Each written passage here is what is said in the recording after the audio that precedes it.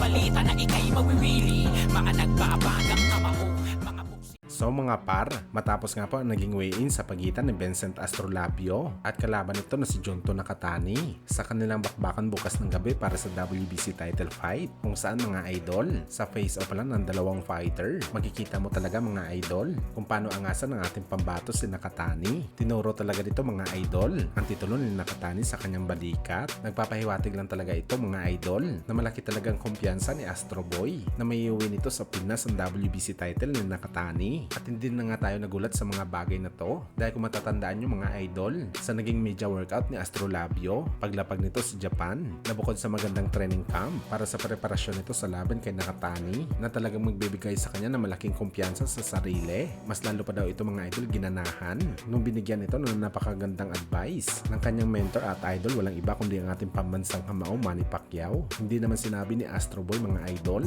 kung anong teknik ang sinabi sa kanya ni Pacman, pero sinisiguro daw nito mga idol na malaking tulong sa kanya ang mga sinabi ni Pacman para makuha ang panalo sa title fight nito kay Nakatani.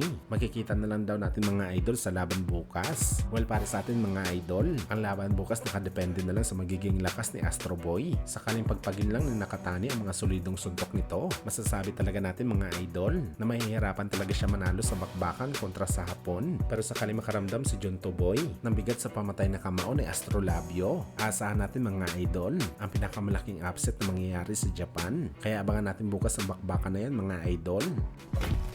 Sa kabilang banda naman mga idol, Shakur Stevenson inangasan ng coach ni Tank Davis na si Coach Ellis. Ano yan ni Shakur mga idol? Huwag na daw umasa ang kampo ni Tank Davis na kapag naglaban sila mananalo si Davis via knockout dahil hindi daw mangyayari ang bagay na yun mga idol.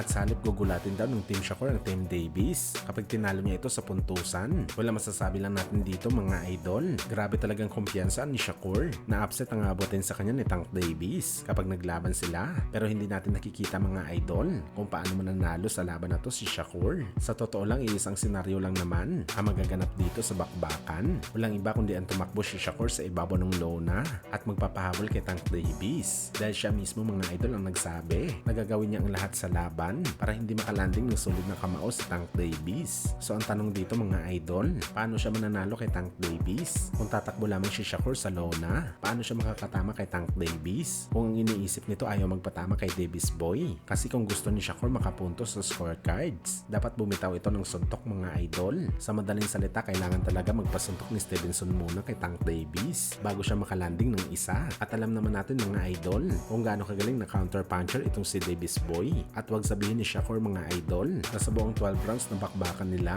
hindi makakatama sa kanya si Tank Davis. Natatamaan nga siya mga idol ng solid na kamao ni Harot Union na isang class B fighter si Tank Davis pa kaya. Sabi pa nga ni Tank Davis sa kanyang interview mga idol dati kung tumakbo man daw si Shakur Stevenson sa isang suntok nito sa kanilang sparring dati na gamit ang 16-ounce gloves, paano pa daw kaya mga idol ang mangyayari kapag tinamaan nito si Shakur sa totoong laban na 8-ounce gloves ang gamit niya sa bakbakan?